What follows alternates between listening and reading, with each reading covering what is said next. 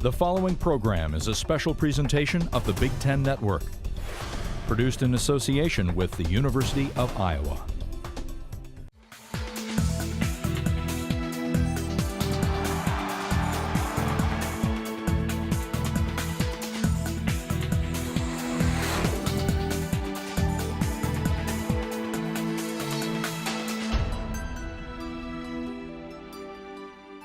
At the University of Iowa, scientists in many fields use supercomputers for cutting-edge research that can lead to breakthroughs. But what is the best way to provide this technology efficiently? The University of Iowa may have its answer with the recent installation of the largest supercomputer ever built on campus. We have a large number of world-renowned researchers, and this kind of platform is becoming more and more integrated into every kind of science and even the non-science disciplines now. So it's important that we provide this platform so that they can move their research agendas along more quickly than would otherwise be possible. The project benefited from collaborating with peer institutions in the Big Ten's academic equivalent, the Committee on Institutional Cooperation. In the CIC, Purdue is a national leader, and they were more than willing to share with us their best practices and the lessons they've learned in building community clusters. And that knowledge helped us get off the ground a lot faster than if we would have had to start from scratch. This community cluster is not just more powerful. Because it is shared, it will be utilized more, making it a more efficient computing resource. Helium is also energy efficient, an important consideration in Iowa's ongoing sustainability efforts. Instead of having a lot of clusters that are scattered across the campus and are often housed in places that don't have efficient electrical power and cooling needed, we can bring them together in one location in a place that does have an efficient delivery of power and efficient cooling. So the overall energy use is much lower. The research made possible by helium addresses urgent scientific questions. Computational units have begun to fail. The work that we do in our imaging lab directly impacts the research going on in the psychiatry department by allowing us to better understand how the neurology and the psychiatry go together to manifest itself in disease states. In vivo neuroimaging is a very impressive technology. It allows us to get a three-dimensional or four-dimensional picture of the human brain in a non-invasive way. Those pictures, though, are huge. The amount of data that we collect on a single study is tremendous. A single computer would plug away at it for 7 or 8 years. We can't wait that long. The helium supercomputer will allow Hans's lab to process and analyze their images much faster than was previously possible. It allows us to get better results and provide higher quality analysis for interpreting the disease states.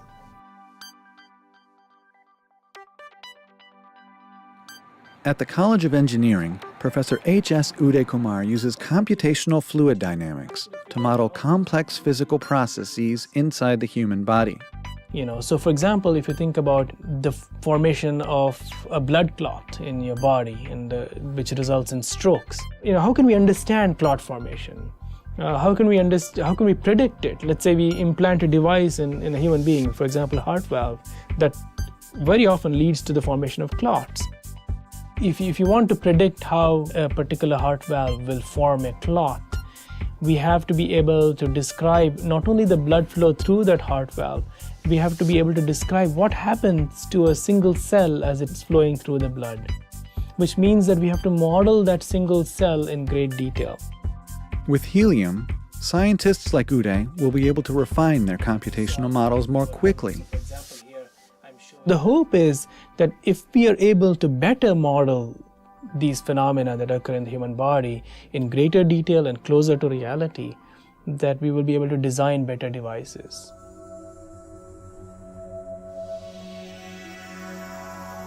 Another project that will use the helium cluster also combines expertise from engineering and the health sciences. Qinglong Lin from the College of Engineering and Eric Hoffman of the College of Medicine are collaborating on a digital lung model to improve understanding of human lung function.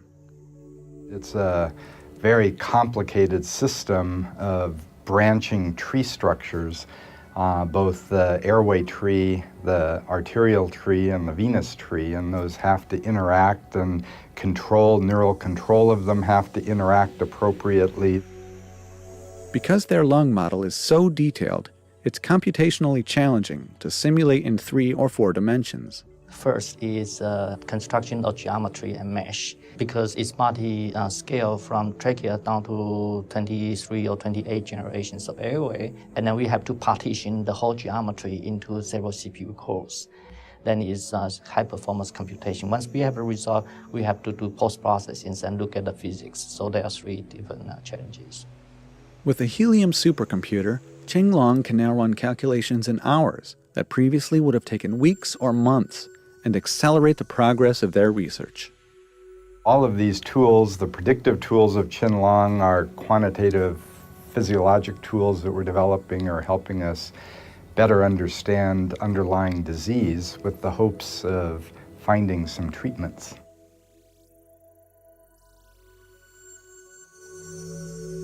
Helium will also be a valuable testing ground for scientists like Greg House, who studies the solar wind and turbulent plasmas in space.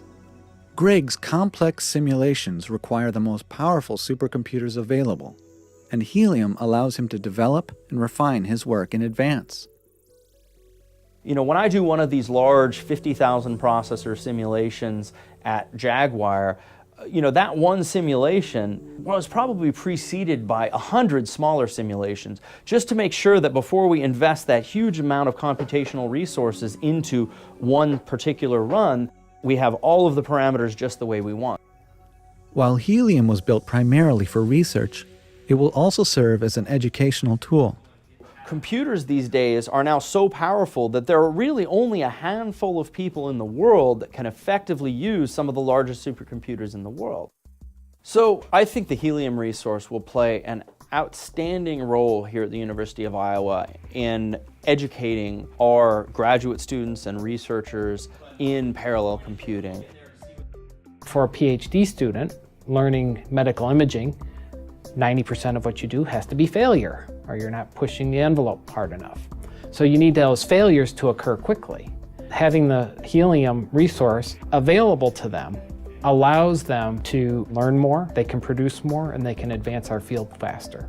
One of the things we're interested in. That's the really exciting part for me, is seeing that new knowledge being created, discovering new things, from astrophysics to hydraulics to medical imaging. All of those things are important, and to see that new research is really exciting. And by measuring those something like the helium cluster, where it's a shared resource, each of us can use it independently, but as we're using it independently, we're also communicating with each other, and we can use it to share ideas, share techniques, share solutions to our common problems.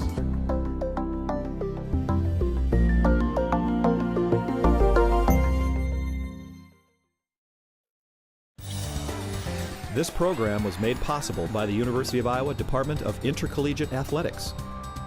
Visit us online at hawkeyesports.com.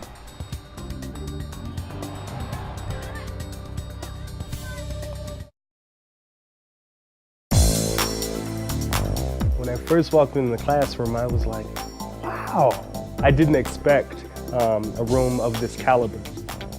I really like the group where you get a chance to meet new people in the classroom. It's a lot more hands-on. It's more of like getting involved in activities and get to figure stuff out a little better. I'm not just taking notes like an automaton. I'm really thinking about what we're discussing.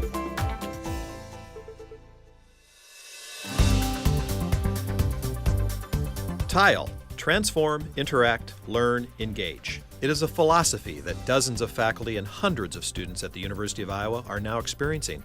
The TILE classrooms are specialized spaces around campus designed to support active learning and higher order thinking skills, such as the application, analysis, and evaluation of course concepts. So it really has made it so that I'm engaging the students a lot more in what they're learning. And so instead of standing up at a lecture podium, presenting material in a particular way where I want them to understand it, we're really engaging them in really understanding that material with activities that we have in this class. The tile rooms are rich in IT resources. The instructor can project material from the central podium to many screens around the room, and student tables feature multiple laptop computers. The instructor can also showcase student work by projecting individual laptop screens around the room. Having the computers available for the students at the tables and then being able to project some of the images that we were looking at onto the screens was really an important part of the day-to-day study that we were doing. You don't feel condemned to a desk. We have the round tables, so everybody's able to participate. We have the laptops, so we're able to look up the icon account and also respond faster. I feel like we're in the now. While technology is a tremendous asset, many students and faculty have found that other elements of the tile spaces have an even greater impact. On the first day of class, they walked in. They were a little bit thrown off by the different setup, but once they got comfortable with the new environment, they really opened up into a level of discussion and conversation and work that exceeded my expectations and really exceeded what I normally see in the classroom dynamic. So it facilitated a cooperative effort that's hard to do when you have to reconfigure the space in a normal style classroom.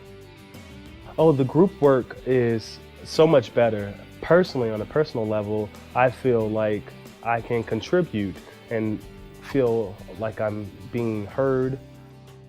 Instead of having a lecture hall and having 500 people and just a sea of faces that you don't know, you come and sit with the same people every day and you get to know them really well, and it helps a lot with learning the information.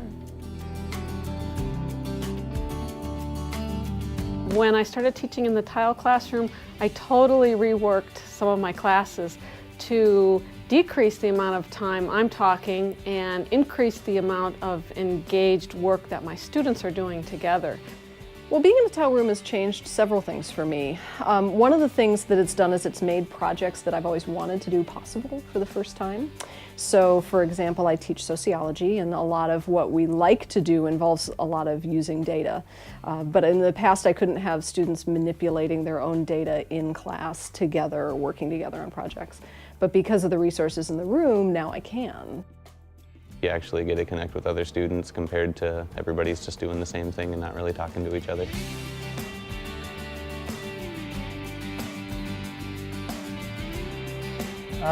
I was immediately more comfortable in the class. I like the environment, and I like being able to walk around and not be up at a podium with lecture notes and having it be passive. I was more comfortable having it be more of a conversation with the students. I had many positive comments from students about working in the tile classroom. They liked the group work, they liked using the technology, they thought that was good for their generation. They liked the fact that they had new expectations and that they were held to a higher challenge. It captures the entire academic life of our society, of what we do today. I think it's very effective. I would like the whole curriculum to go to this type of format. I would say that I've already been able to tell that there is growing enthusiasm in the class. They're excited about the different things that we do. I've been very impressed with what they can do if you can give them some resources to actually answer a question on the fly. A preliminary University of Iowa assessment suggests that students taking a course in a tile environment earn higher grades than students taking the same course in a traditional classroom.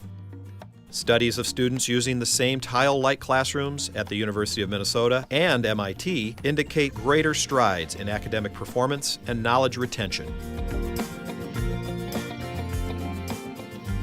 I definitely would, yeah, definitely. Yeah, sure. Be down for that. I would. After the second day in here, I emailed an old teacher of mine, and I told her that this would be her dream classroom, and she was a bit jealous. Yes, I would absolutely teach in a tile room again. I would absolutely teach in a tile room again, given the chance.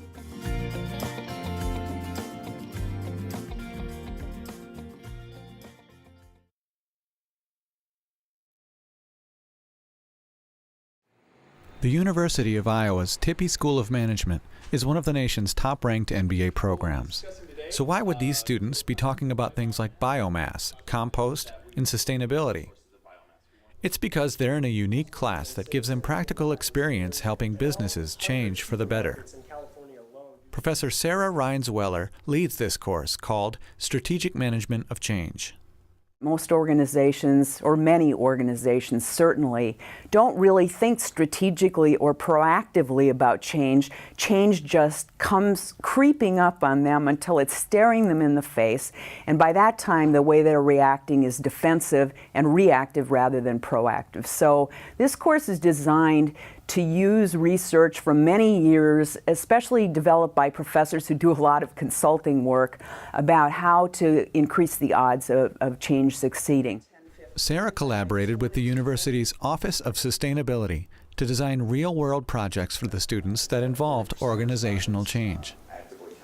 She's teaching how to bring about change in large organizations. Of course, the University of Iowa is a large organization, so I was very interested in what she was bringing to the class. And so when she approached me last year for potential projects, I immediately thought of several things that we could put the students to work on. In one project, students worked with Iowa's facilities management to explore new sources of biomass, a renewable energy source for the campus. For us to achieve our 2020 sustainability target of 40% renewable energies, it's clear that we're going to have to source thousands of tons of wood chips every year. Now, that market doesn't really exist right now in eastern Iowa. To find this market, the students gathered information on potential biomass suppliers, laying groundwork to increase Iowa's renewable energy. We were doing a lot of the cold calling. We were calling with leaders of local farmer cooperatives. We were calling with people who own wood chipping companies. We were actually meeting with farmers and meeting with regulators throughout the state. And then what our deliverable was a report basically laying out the entire scope of the project. So getting back to what we learned in the class, basically what are the entire steps that need to happen for this project to actually come to fruition. And sort of, that's the watershed that we're looking at. So that's really the sweet spot. From my perspective, they brought a breadth and depth of experience and knowledge that's not available in the undergraduate. I mean, each has their role, but to be able to work with graduate students with real-life experience was especially exciting. They brought ideas, they brought energy, they knew what a deliverable was, and they knew how to march toward a goal and complete it. Another project took students into the business community, helping a local food market improve its operations. New Pioneer Co-op was born out of the 70s and the kind of the back to nature thing. It was all about bulk foods and package it yourself kind of concepts. So we really started from a eco-friendly position. A team from Sarah's class helped New Pioneer design a program to divert their organic waste from going to the landfill as trash. What we do is all the trimmings from our carrots and our celery and our lettuce and everything goes into a compostable bag. That is kept separate from our trash. We take it out, we put it in a bin, and then we have a local hauler that comes by twice a week, picks us up, and takes it to the city. Since the program began, New Pioneer Food Co-op has diverted 300 to 400 pounds of organic waste per day. When you look at getting rid of 300 to 400 pounds of organic waste every day from their deli or meat market or even the coffee shop, it's pretty difficult to do an on-site composting, especially to get rid of everything or 100% of all your organic waste to divert that. We hope to expand it to the rest of our store, including our produce department, our meat department. So we anticipate that we could really cut our overall trash output by 70%. A lot of people, when they hear the word sustainability, they think about regulation and they think about cost. They don't think about benefits. They don't really see sustainability initially as something that can actually help their business. So I think people walk out of this class with a whole new set of ideas about what is possible that I hope they bring into the organizations that employ them when they graduate.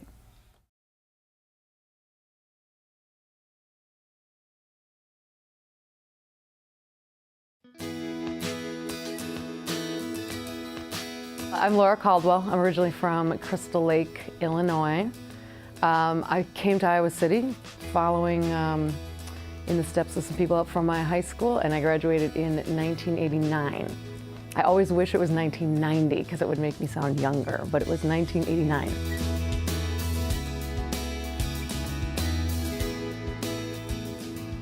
I'm back in town, in my town, one of my homes, Iowa City, to read at Prairie Lights from my book, Long Way Home. It's the story of a young man lost in the system and the two women who found him. And basically it's about a young man I represented in a murder trial a few years ago who'd been in a holding cell for 6 years without a trial. And I paired up with my good friend to represent him. And now we're all here together.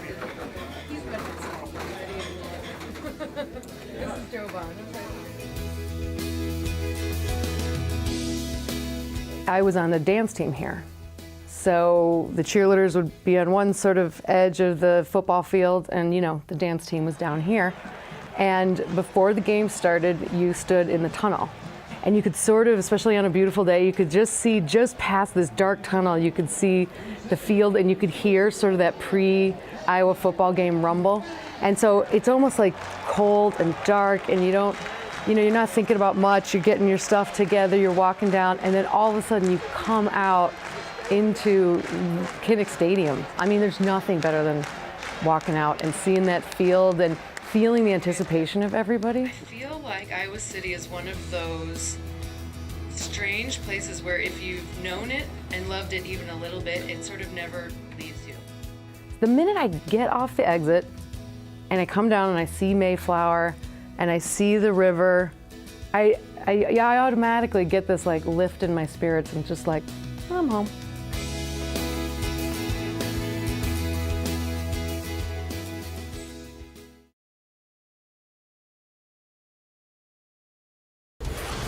The preceding program was produced by the University of Iowa in association with the Big Ten Network.